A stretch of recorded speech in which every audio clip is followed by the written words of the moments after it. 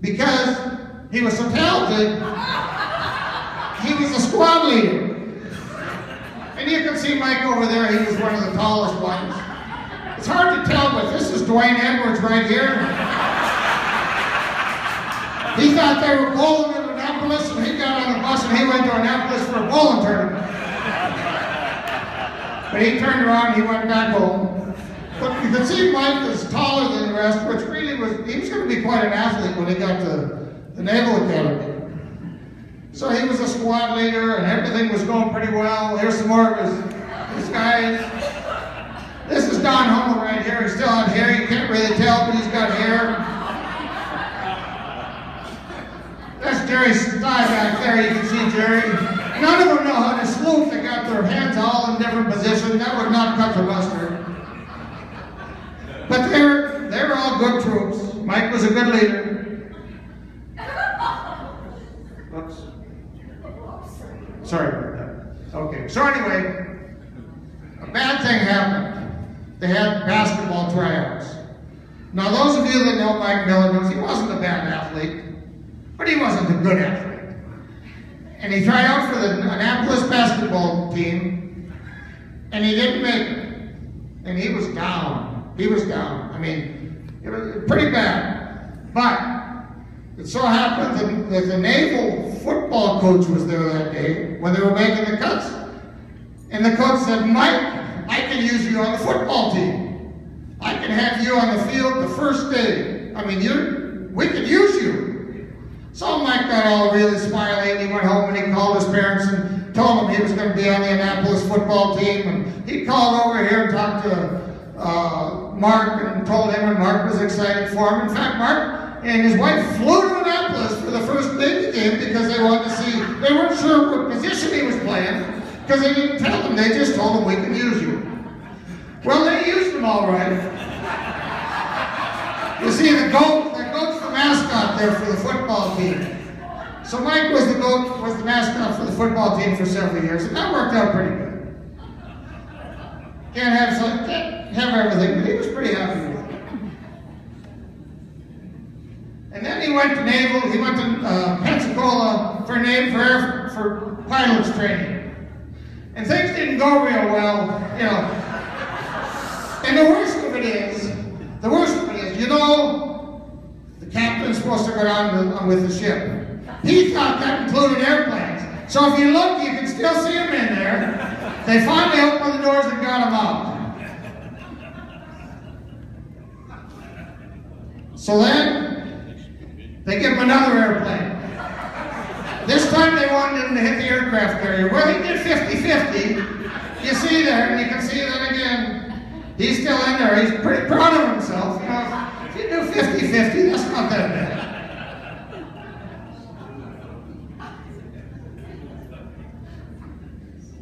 So then they said, let's go up to the Pacific Northwest. But you got to land on the runway, Mike. Well, he stopped a little short. You see, this is the sound here. But he was in close enough where he was able to get out. He didn't have to swim in. But this was it didn't work out too well for him. But I will say,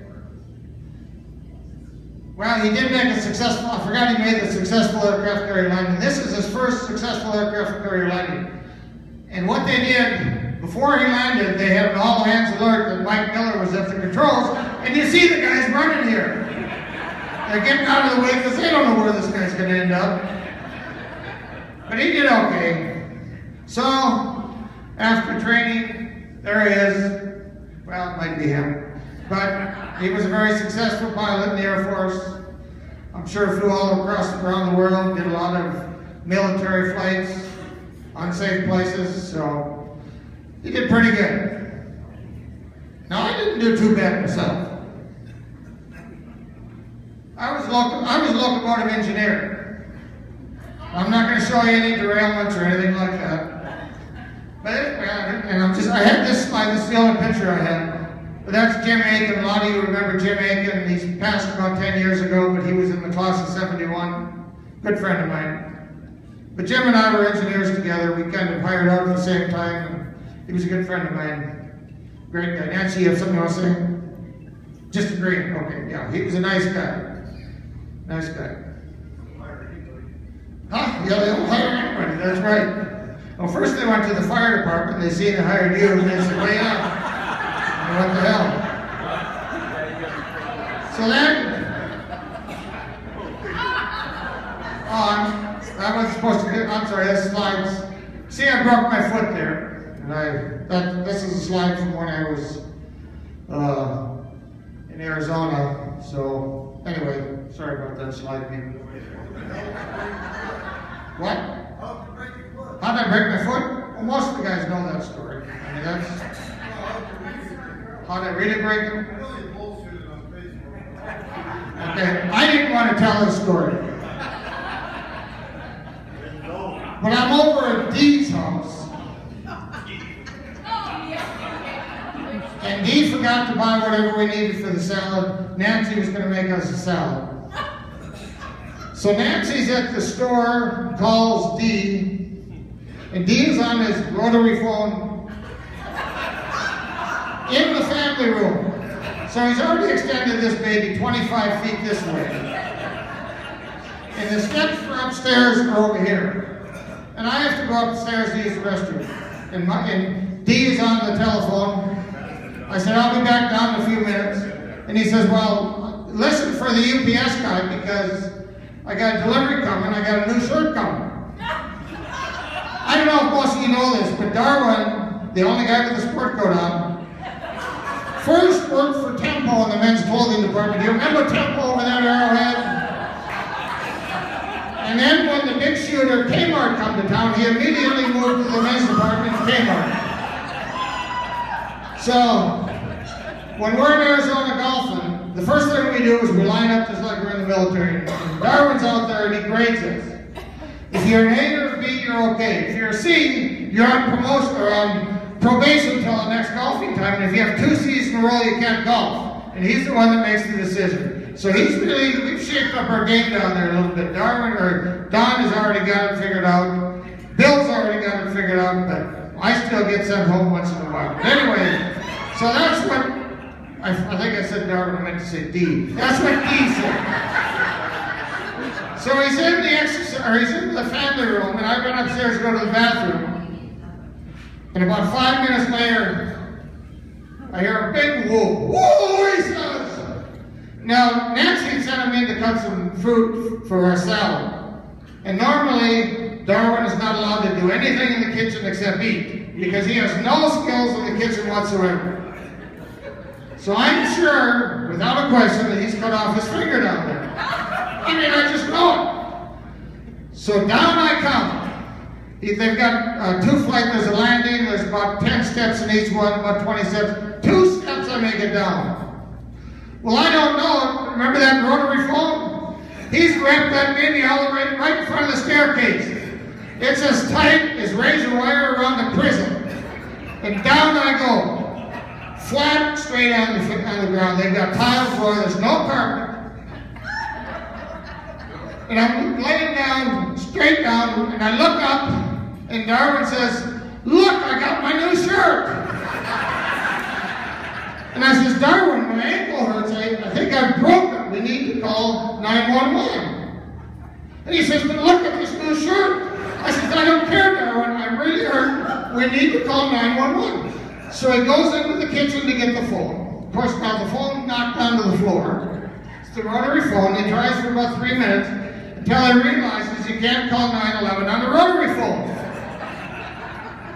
Meanwhile, I've got blood coming out of my ear. My chin is cut. You can still see part of the cut of my chin. And I'm laying face down.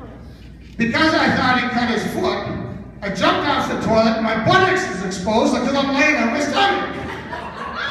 So I turn over on my stomach and I reach for this shirt to cover up because I know we got nurses and some doctors in here. When you're going into shock, you got to stay warm. Is that not right?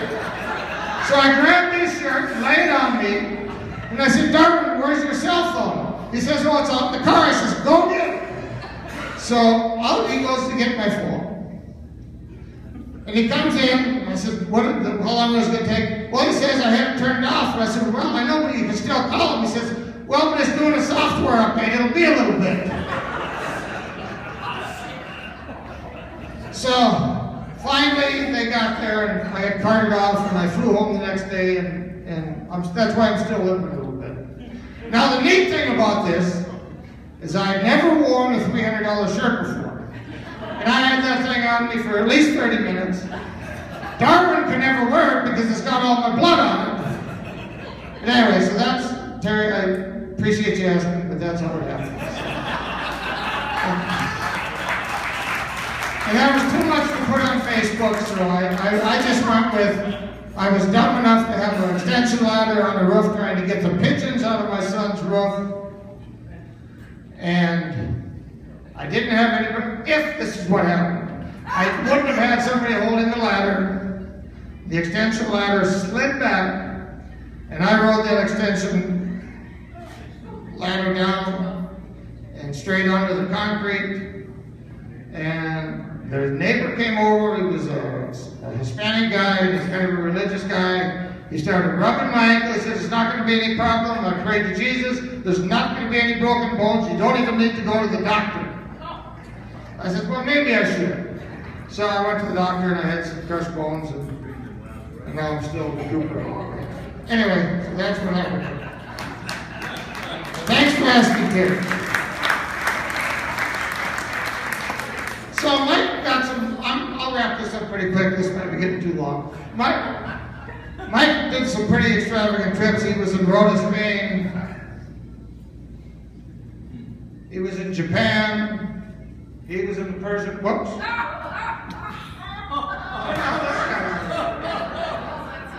We went too far ahead here, so sorry about that. We'll get to these.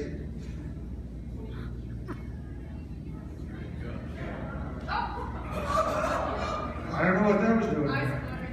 Okay, so anyway, Mike also was off the aircraft carrier flying in the Persian Gulf. So I mean, he's a legitimate war hero. So he did a really nice job for the country. I, on the other hand, didn't go to Spain or the Persian Gulf. But I went to Glasgow, Montana. Has anybody been to Glasgow, Montana? I went to Williston. Williston is not a bad place. Went to Devil's Lake, and I went to Rugby. So anyway, that's where I went.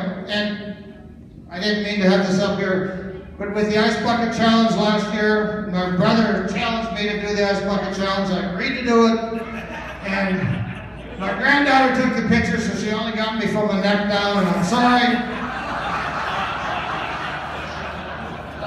I can take off my shirt to prove it to you, but I'm not going to do it. But Bonnie, anytime you want me to advance it, you let me know. I got all time here, so.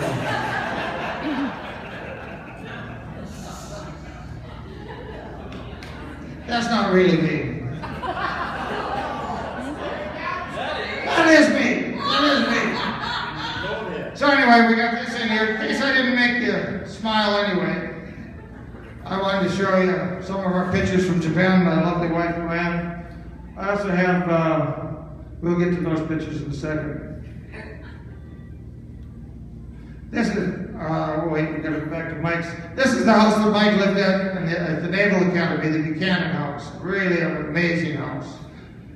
We went there some of us went for a football game, and the ones that had the couples were down in these rooms. I was there alone because, ironically enough, Luann broke her ankle the night before we were leaving, going down some steps, and that's the truth. She never quit. What? That was Darwin's fault too. So anyway, I was up in there, but it's a beautiful house, and it's quite an honor to even go in there, just fantastic. So, but I also had some pretty nice digs. This is my house in Japan. I lived there a couple of years. It had 2 doors to it. Right, this area right here was inside, right around there was the toilet. Now in these days, it was an indoor-outdoor toilet. In other words, there was just a hole, and once a week, or I don't remember, once a month, they'd come around with a big power suck vacuum. They'd run it into there and they'd suck it out. Anyway, that's true. But anyway, so that was my house in Japan. It doesn't quite compare.